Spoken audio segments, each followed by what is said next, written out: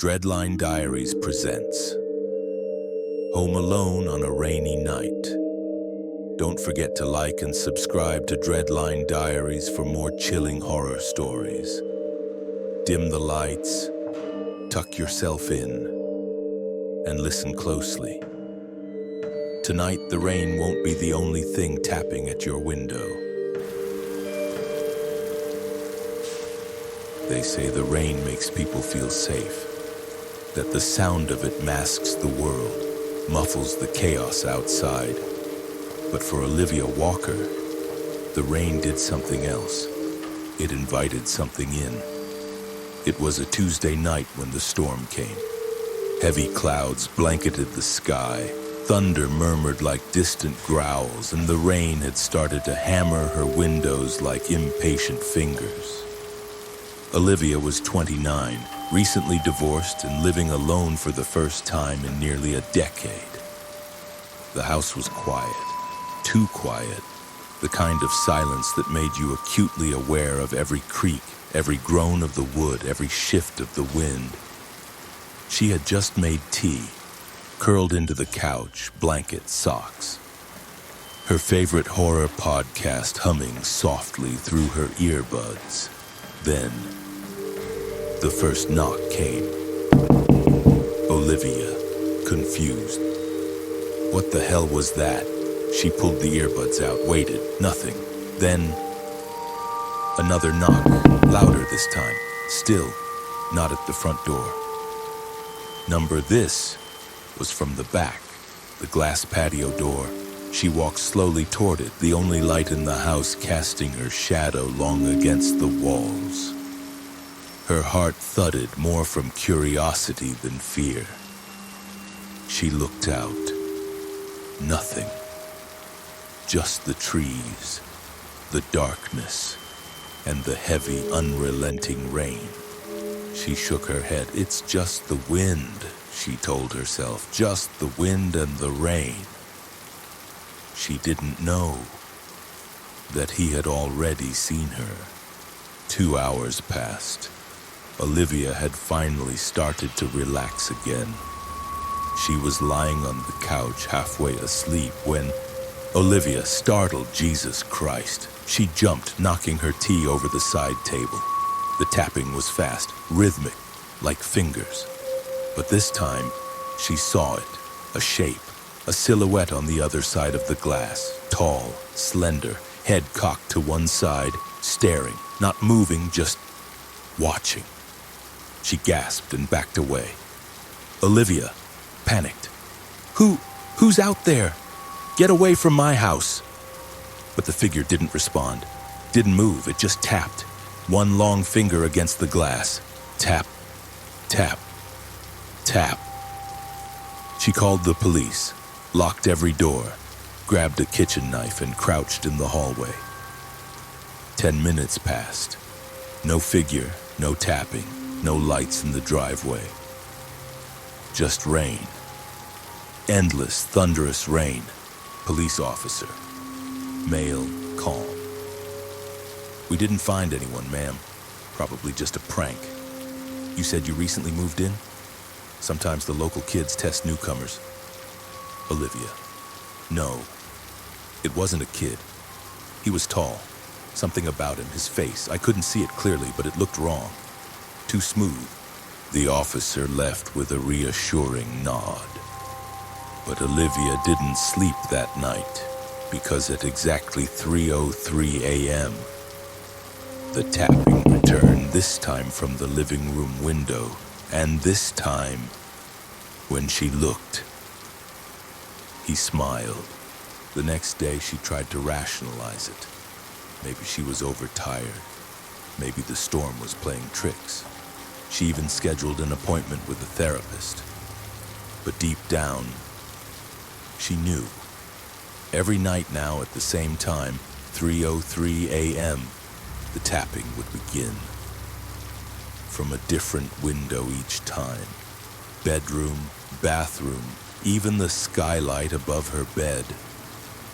But he never tried to break in, never spoke. He just watched and smiled Day 5. He's back. I saw him in the reflection of the microwave, just standing in the hallway, but when I turned, nothing. Day 6. I put up blackout curtains, but now I hear him tapping the walls. From the inside, she tried recording him, leaving her phone camera pointed at the window. But every time she played it back, the screen would go black at exactly 3:02 and resume at 3:07, just 5 minutes of static. And a whisper under the noise. "Let me in." She reached out to the previous owner of the house, an old woman named Mrs. Arlo. When Olivia mentioned the tapping, there was silence on the line, then a soft reply. "Mrs. Arlo," frail, trembling voice. "You saw him too, didn't you?" "Olivia, who is he?" "Mrs. Arlo. He comes when the house is empty, when the rain starts.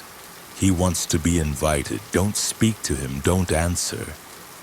And above all, never follow the sound." That night, the rain came harder than ever. Wind screeched, trees bent and cracked, power flickered, and then silence. She woke to find her bedroom dry, but outside the door, she heard it, the sound of rain, inside the house, dripping, trickling, splashing. She opened the door to find the hallway flooded, rain pouring from the ceiling, walls soaked, the entire house raining.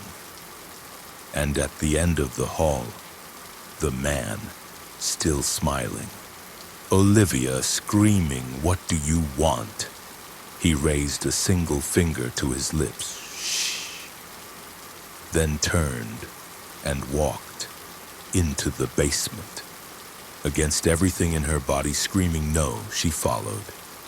The basement had been dry the day before, but now it was flooded, water knee-deep, candles floated. The walls were covered in old photos of people she didn't know. Each one had their eyes scratched out, except one, her own face, freshly taped to the wall, underneath it none scratched in red. "Now you see me." The lights blew out, the door slammed shut behind her, and for the first time, she heard his voice. "You look too long. You listen too closely. Now it's your turn to knock." No one ever found Olivia. The house was listed again 6 months later. "Great neighborhood," the listing said. "Storm-resistant windows, quiet street." And on the first night the new owners moved in, during a rainstorm, they heard it, a soft knock, at exactly 3:03 a.m., and behind the glass, a woman, soaking wet, smiling. You can close the curtains, you can lock the doors, but once you've seen him, he never leaves.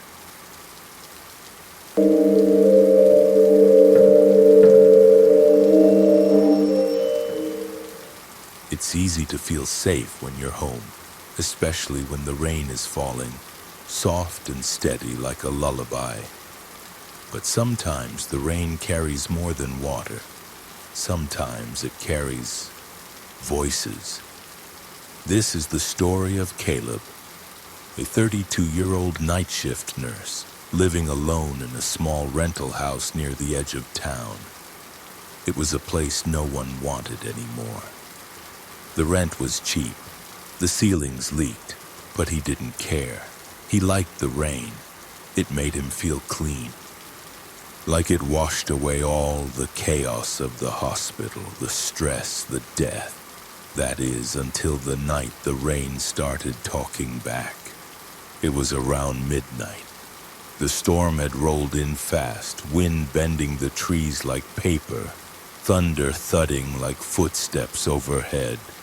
Caleb stood in the bathroom brushing his teeth when he first heard it. A sound beneath the gurgle of the drain. He froze, leaned closer. The sink continued to burble, then spit up a few flecks of black sludge. He laughed it off, blamed the old plumbing. But deep down, he felt something would slide down his spine. He didn't know it yet, but that whisper wasn't the first, and it wouldn't be the last. The house was old, the kind of old where nothing was level and every pipe had a voice. But Caleb started noticing patterns. Every time it rained, and only when it rained, he would hear it. From the bathroom drain, the kitchen sink, the bathtub, always soft, always wet, a whisper just under the noise of the storm. One night he recorded it on his phone, played it back, slowed it down, ran it through a voice filter. It said, "Let me out." Caleb called a plumber. Middle-aged guy named Victor. Bald, thick arms. Looked like he'd fought a few demons of his own. Victor poked around under the house for a while, then came back up. Pale, eyes wide. Victor, shaken. "You got something down there, man.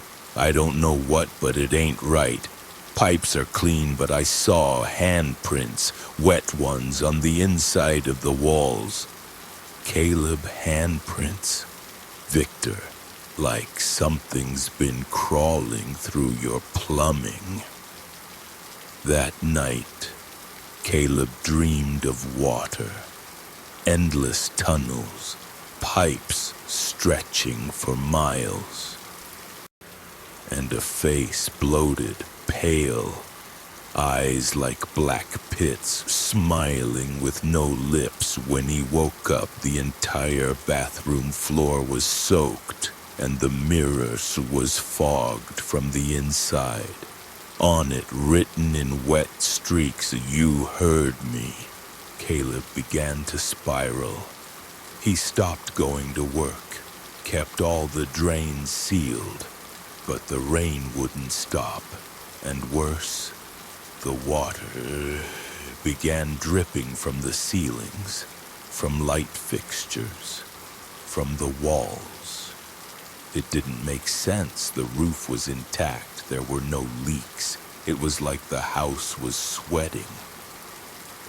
He called Victor again. The plumber didn't answer, so he went to his office. No one had seen him in days. Caleb found Victor's truck still parked in his driveway, the windows fogged, and inside, on the passenger seat, a soggy note. "It came through the pipes. It lives under." Caleb found the entrance behind a false panel in the laundry room. A tight tunnel, barely wide enough to crawl through, damp, slippery. The walls were covered in moss and something that looked like hair. At the end of the tunnel, a door, metal, rusted, with a drain grate carved into the center. The whispering was louder now, so loud he could feel it in his teeth. He opened it. Inside was a room, circular, wet, lit by faint blue lights embedded in the floor. The walls were pipes, hundreds of them, all pulsating like veins, and in the center a pool of water so black it reflected nothing. He heard it clearly now. "Let me out, then, or come in." A hand reached out, pale, skeletal, wet. Then another, then a face just beneath the surface. His own.